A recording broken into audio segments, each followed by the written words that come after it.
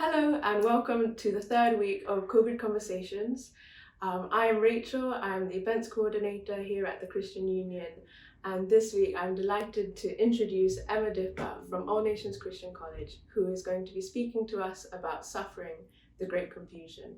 If you have any more questions about it or would just like to talk further, we are having a Zoom call later at 7 p.m. With Emma, and so it'll be a great time to just discuss further. And without further ado, here is Emma.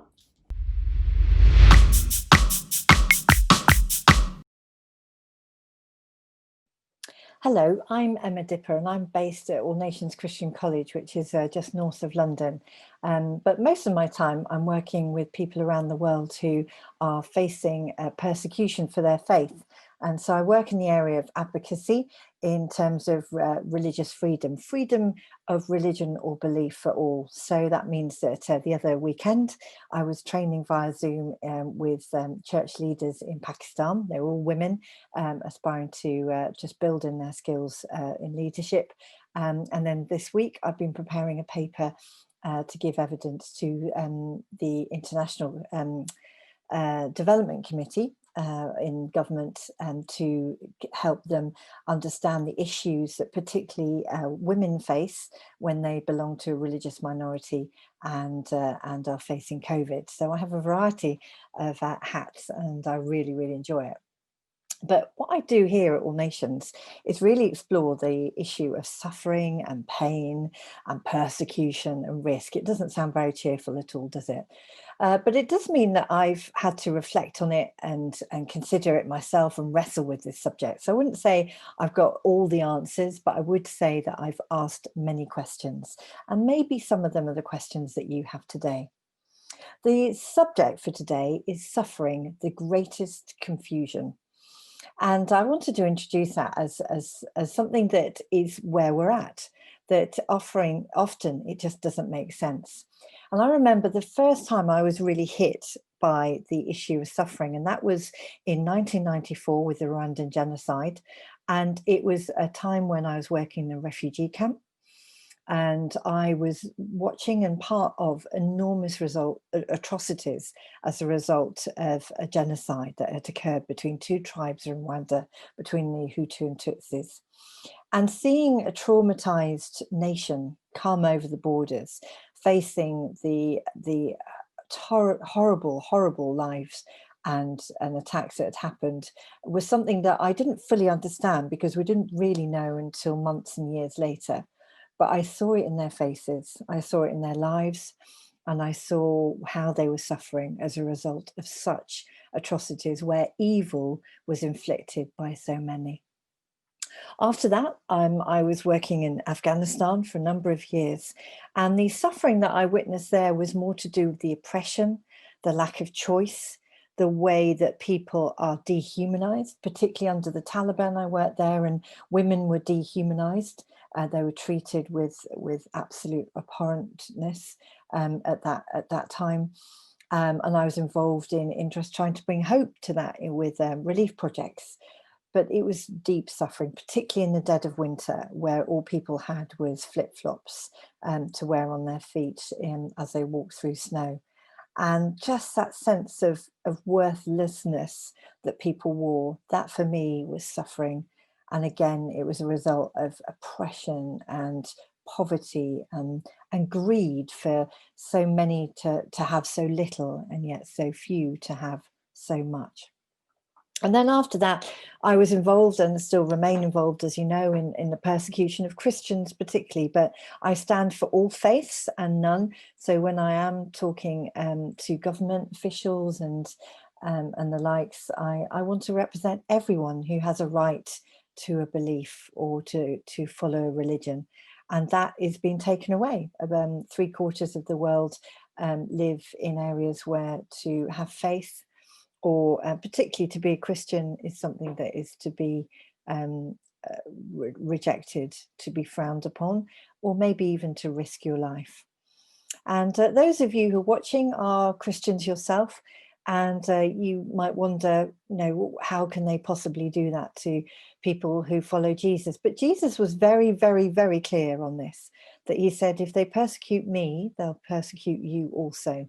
He was very clear on his teachings, but that's still, it's confusing teaching. And some of you are looking at faith, you're exploring faith right now, having arrived at LSE maybe a couple of months ago, or a year ago, or 2 years ago. And you felt you were at the top of the tree. You know, you could come to LSE to study. You know, you got good grades. Many of you are international students who were able to have the privilege of coming into an environment like LSE, and yet you're with questions now. And that's something that's so understandable, because we have this virus, and this virus has brought to us more confusion, and it's taken control away from us. We can't plan.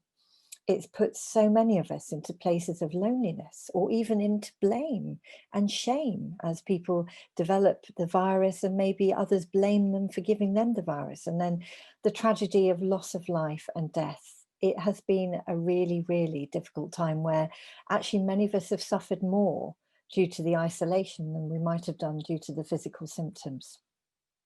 And for your age, particularly of you in your late teens and early 20s, you have suffered enormous mental health challenges, where you are designed, you're wired to be social animals. You've been restricted and even misunderstood. The rules that maybe you feel are applied to you right now are rules that do not understand your social, your emotional, your psychological, and even your spiritual needs, where places of worship have been so restricted, initially closed, and now open with many, many restrictions upon them. That is suffering. And so today we're going to ask these questions. Why are we so bad at suffering? Why is it this big confusion? Why is it that when really difficult things happen, we don't know what to do with it? We don't know what to say, we don't know what to think. And all our philosophies and faith and the guidance that we might have had as we were growing up is just no more. And we are confused. And so we're going to look at that, and we're going to think, where do we peg the confusion of suffering? Where can I put it? What box does it fit in? Does it fit with my rationale, my logic, my cognitive thought? Does it fit just in a space of philosophy and beliefs for others, but not for me? Where does suffering fit? So let's stop now, and just in your groups, just have a discussion group to think about, where do I put suffering? Why do I find suffering so confusing? So be in your groups now, and then in about 5 minutes, we'll come back together again.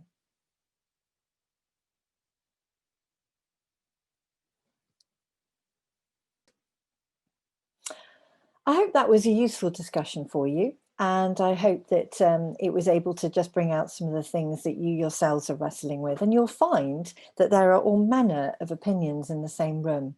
And we really do come from different backgrounds and experiences. And you'll find also that some of you have been through very difficult losses. You might have lost a parent or a sibling, or someone you knew very close to you, a friend, and you've already wrestled with this really up close. Others of you, you're just thinking, am I really, I actually don't know have much to say about this. Well, let's look further. And what I find useful is, when we're exploring this subject, we need to look through a lens. We need to see actually how we are viewing suffering. And normally I'm wearing glasses. I've got contact lenses in because it's easier when I'm filming to do this. But normally I'm looking through a different lens to see the world. And the lens in which we see the world, or we call worldview, affects our view of suffering.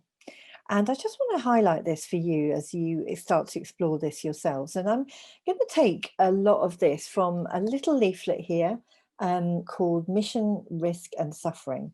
Now, some of you, as I know, you're just exploring faith. So the concept of mission is one that's way far away. So please don't be put off by this.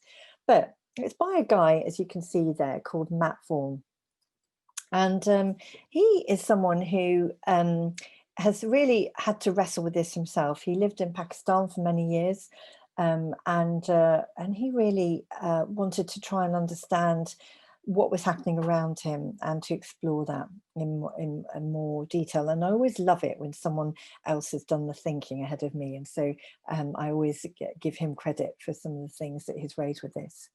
And I'm going to read from that book, that little pamphlet he's put together, some of the things, because I think for you it will help.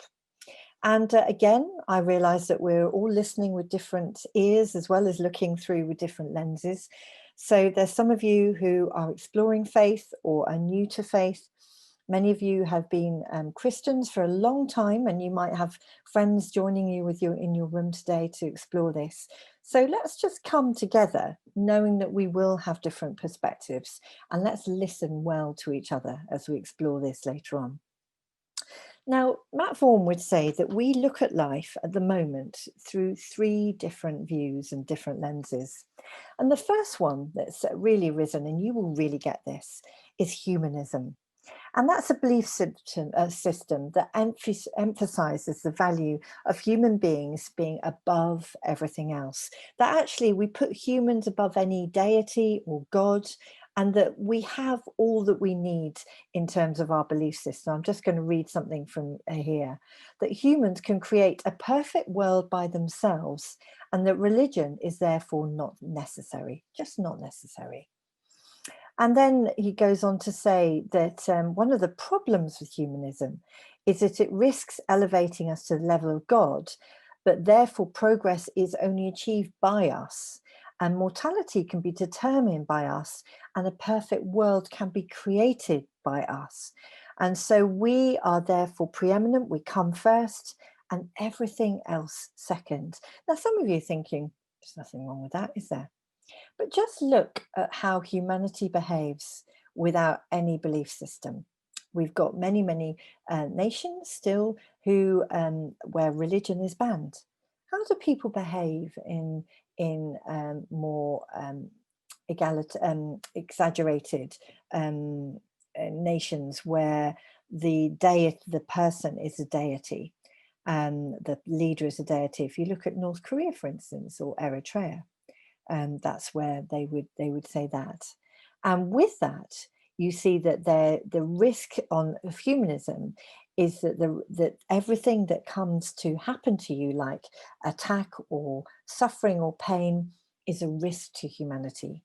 It throws humanity off its own throne, doesn't it? It says, no, you can't be in charge. You can't have full control. How does that belief system work when so much makes you so vulnerable and fragile? And so the example of COVID-19, it makes us so fragile. The second thing that Matt Vaughan speaks about, which again you'll have reflected in your community where you are now, is religious pluralism. So you'll know, and it'll be you'll have friends, or you yourself will hold to a different religion than your friends. And all of that medley of religious pluralism can be put into this melting pot where everything seems to equate to being bland, to being neutral. And it's caused numbers of people to shrug their shoulders and conclude that other religions are just other pathways to God, and that they're all really equally valid. Now, I'm sure some of you would hold to that you are proud of being a pluralist, that all religions do lead to God, or all faiths and none. But if you talk to each one who upholds faith, they will not be happy with that. Maybe some will. But on the whole, with the major religions, there is something impassioned, some truth that people hold on to, that means that even if you hold on to religious pluralism, when trials and difficulties come, there's nowhere to put it, because it's all bland. You've got this whole melting pot of beliefs and things. And what can speak to truth? What can speak to pain? What can bring hope if it's all just this medley of indecision? Religious pluralism, as Matt Vaughan says, and the rise of political correctness both create problems for bold Christian witness. So those of you who are Christian, he's particularly speaking here. Isn't it presumptuous of me, you can say, to claim that my beliefs are more valid than my Muslim neighbour, for instance, which is, it's a good question to ask. Why risk offending people with a stark presentation of heaven and hell? Isn't it better to play it safe? And many of us just want to play it safe. Some of you have been going to the CU a little bit, but actually people don't really know you hold to a faith, you're a Christian, because you're just mixing in with the others. And I'm not here to judge you. I know how that feels. Sometimes it's so much easier. But actually, when it comes to risk and suffering, we might have something to say as Christians. And that's something that I really hold on to say, yes, we do. So the third thing is actually known as consumerism, and you'd be very, very familiar with that. And I'll read a quote. It's the ultimate distraction. It forces us to fix our eyes on the world rather than on heaven, leading us astray with shiny baubles and touch-screen trinkets, while simultaneously diverting money away from the kingdom purposes, as Christians again, and into bulging coffers of the already wealthy. Life becomes a ceaseless struggle for possessions, a deranged headlong rush to earn more, buy more, eat more, drink more, own more, a bigger house, car, newest phone, etc., etc. And when a new version of things is released every year, the cycle starts again. Far too many Christians, particularly, subscribe to a form of Christianity which retains just enough of Jesus's teachings to be respectable, but from whom every element of risk is removed. And I would say any understanding of suffering and pain just has no place, because we've created this world in which we can mix in with everyone else. We can aim for comfort and for success that the world promises to us and lures us into. And we actually think it's all about me anyway, because that's the ultimate belief under humanism. It's all about me. Have you ever realized how the marketing projects that? The clothing line in Sainsbury's is too. It's all about you. And all of the messaging is just making us more comfortable, more successful, until, of course, a virus comes and sweeps the earth. But it's not all about us. It's not all about that. We are actually called to be humans, but in community and living in truth. And let's talk a little bit more about that now. I want to say to you that one of the issues that we face in the world, and it's a really obvious fact, so you might be thinking, can she say anything new here? But the world is broken. It truly is broken. And the scriptures and the Bible talks about the brokenness of the world right from the beginning. That actually, and we call it the fall, the stories of the fall, and it's a fundamental message of truth that helps anyone who's looking at the issue of suffering, that all of us can make sense of it when we realize that actually the world is broken, and therefore it affects our behavior, the way we conduct ourselves, and our thinking and our behaving. But when the world is broken, it affects everything. And so again, in the Bible, it talks about the fact that actually the heavens are groaning and the world is broken in itself and in and of itself, because sin or disruption and disobedience came into the world. And when you start to understand that, the tragedy of natural disasters makes sense. Because, brothers and sisters, tectonic plates need to move. And when tectonic plates move around the Earth's surface, it creates movement that actually affects volcanic reactions, earthquakes, and tsunamis. And so, with that in mind, with that natural movement, that is not a disaster if there's no one living in the place that's affected. So, for instance, many years ago in 2000, and I think it was 2008, there was a tsunami in the Indian Ocean and over to that affected Indonesia and Thailand and Sri Lanka.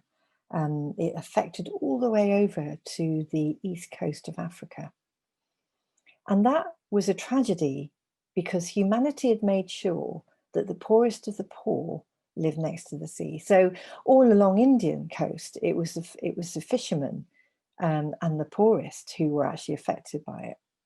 When you looked into other communities in Indonesia, where hundreds of thousands lost their lives, again, it was because there was poor housing, there was little resilience, and there was no early warning system because the investment had not been put in to protect people. So there you can see humanity's greed, the brokenness of the world, ending in a disaster. And some of you will say, well, why doesn't God intervene? God wants to treat us as with respect and dignity, and in a way that we are able to make our own choices. He doesn't want to create robots. And so with this comes choices that humanity can make to follow him or to reject him. Now, I'm not going to say that if you have a country full of people who follow God, that nothing bad is going to happen to them, because I've already said that the world is broken, but also I've mentioned that the world hates Jesus and the people who follow Jesus. So the challenge for Christians is actually, if you want to follow me, you take up your cross daily and follow Jesus. So I'm going to say to you who are discovering and exploring faith right now, look at the Christians around you. They are not following God because it's a crutch and it's an easy life. They're following Jesus. They're becoming Jesus followers because there's been a radical transformation in their life along the way, where actually it wasn't the crutch they needed. It was hope, eternity, just a sense of what do I do with my inner self that realizes it is bad, it's full of shame, I've made mistakes, what am I going to do with it? And those Christians around you, they've been able to deal with that, not because they had to work hard for it, but because God sent his son to deal with it. And some of you are now saying, but Jesus didn't come. He was just a good man that walked the earth. Well, there's going to be plenty of discussions and about that in your groups as well. But I will say that there is more evidence for Jesus to exist on earth. There's more evidence that he did die on a cross. There's more testimonies of his rising again from the dead than there is written now, than there is that Caesar Augustus existed. And for those of you who are thinking of exploring faith more, do Alpha Course or talk to your Christian friends around you. And if you were sat there as a Christian thinking, I don't think I've been a very good example, well, come on, let's just go back to what you learnt of Christ early in your life. What was the tipping point for you when you came to faith? Because actually, when suffering comes, be it because of a natural disaster, be it because of illness, be it because you've done something really stupid, because also that happens as well. But actually, as you continue to walk in your way, you will suffer because of Jesus, because life in him, not because we just want to beat ourselves up, but life with Jesus is one of abundance, of hope, and is one of eternity. That actually there will be, and the heaven is described like this in Revelation 21, a place where, as Christians, we know that we're going to a place where there's no more suffering, no more crying, and no more pain. I want you just to have a stop now again, for a discussion time, just to sort of give a little comment on how you might be feeling, what's come up in the discussion now, and then I'm going to conclude after that. I hope that was helpful, and you're probably feeling a bit annoyed that you got to finish this recording because you were just getting into things, but you might have a chance after that to talk more, and I really hope you do.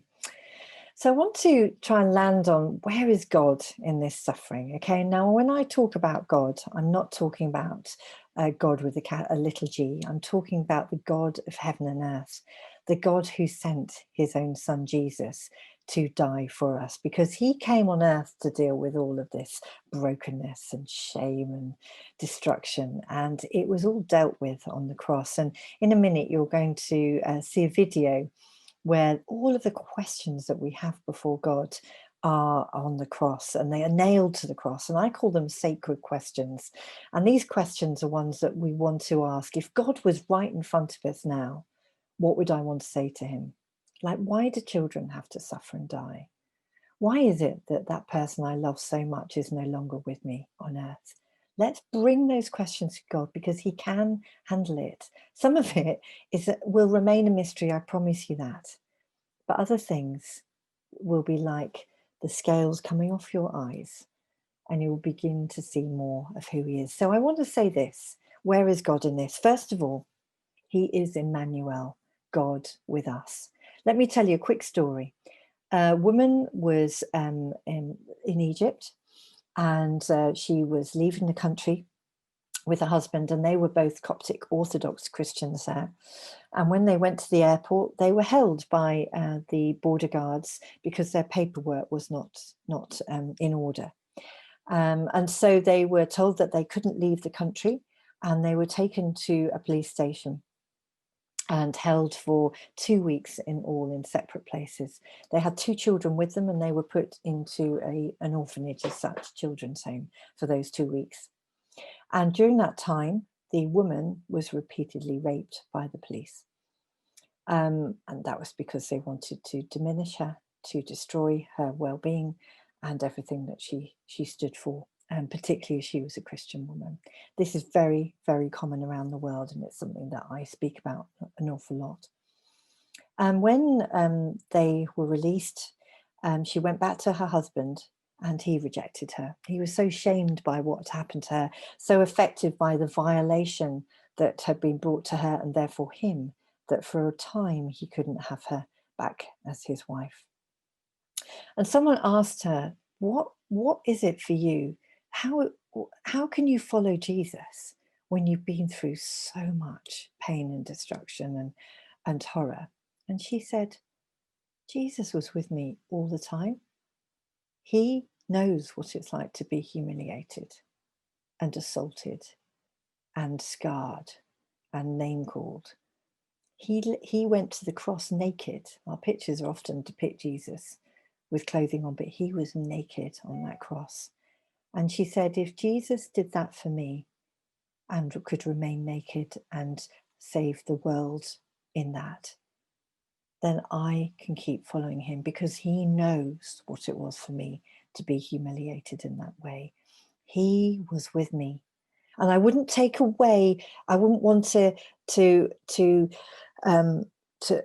that I wanted to go through that horror, because no, you don't wish that on anyone. But she did say, I have never known the closeness of Jesus himself when I was going through that difficult, terrible time.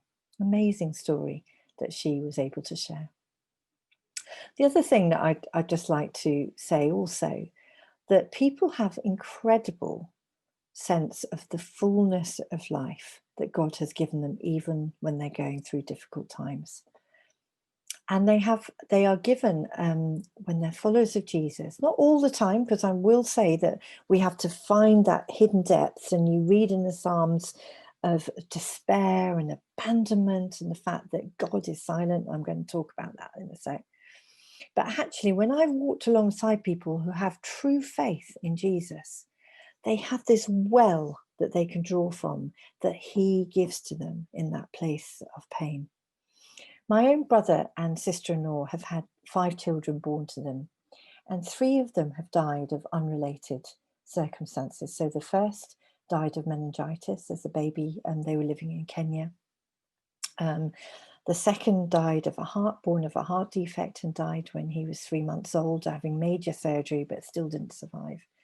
And then their eldest daughter was nearly 7, just a few days off being 7, and she dropped dead with having a hemorrhage in her brain.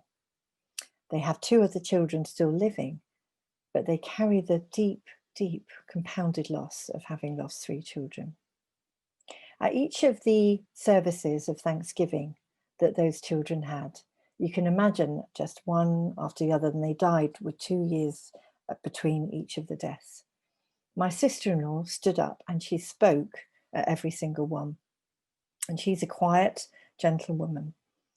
And she said 3 times, Eve lived a full life according to God's plan for her. This isn't a premature death. She lived her life to the full. Solomon led a full life. That wasn't a premature life. He led that life to the full. And she said the same of Bethany, who was, they'd known for 7 years on earth and was cruelly taken in a moment. What faith and what endurance and what comfort she had received from God in that time through people, but also through God just drawing close to her in that time. And I'm not saying that they're not still suffering the pain and the trauma of those losses, but I am saying that there is life still in abundance in them. And on the gravestone of Bethany's gravestone, and how they've designed it is there's a gravestone with both the babies on one place, but they were buried together. And then in front of them is the gravestone of their sister. And it's got a beautiful hole carved through it so you can see through to her brother and sister's graves. And around that beautiful hole, it says this, 2 Corinthians verse 4. For our light and momentary troubles are achieving for us an eternal glory that far outweighs them all. So we fix our eyes not on what is seen, but on what is unseen, since what we see is temporary, but what is unseen is eternal. In that same piece in scripture, it talks about the fact that the Father is a Father of compassion and a God of all comfort who comforts us in our times of trouble. And so, friends, I've probably raised more questions than I've answered. But what I will say to you, Christian, you who have faith, start looking at the world and don't be blinded by consumerism, by secularism, by what the world says. Start to look through the lens of Jesus. For those exploring faith, don't let the suffering and the pain of your past or what you see around you stop you from searching and finding truth and comfort in that. And those of you who are just tempted just to reject the truths of Jesus Christ, don't be put off by church or institution, or if you come from another faith, maybe the lies that have been said about Christianity. Keep searching, because even in this broken world, even when there is so much that people would say we have to live for, there is everything to live for. And in Christ, there is eternal life. This book, God on Mute, which is an old version, has just been republished. And I love this book. It's by Pete Greig, and some of you will know the 24/7 Prayer 24/7 network. And I like this because he has been through so much himself with his wife. She's still suffering the effects of having a brain tumor and still is unwell with that. But he talks about a space and a place where God is silent. And we don't talk about that enough in Western thought because we want answers. But he has the courage to look at the place where God appears silent. And so I really recommend that book. And it's been republished and with a new edition. And with that is a devotion for 40 days that you can do with that. And I'd recommend you do that in groups. Recommend it if you are followers of Jesus already or you're not, because it will help you explore that further. So that would be my sort of my afterthought for you. So I'll let you talk in groups now, and I'll be ready and available to talk to you and do a Q&A online very soon. And I hope now we'll be able to look at Josh Gibson's video film he made. I taught him last year, and this was some of the results of the course that he did with me on suffering, risk and resilience. Thank you, and I'll see you soon.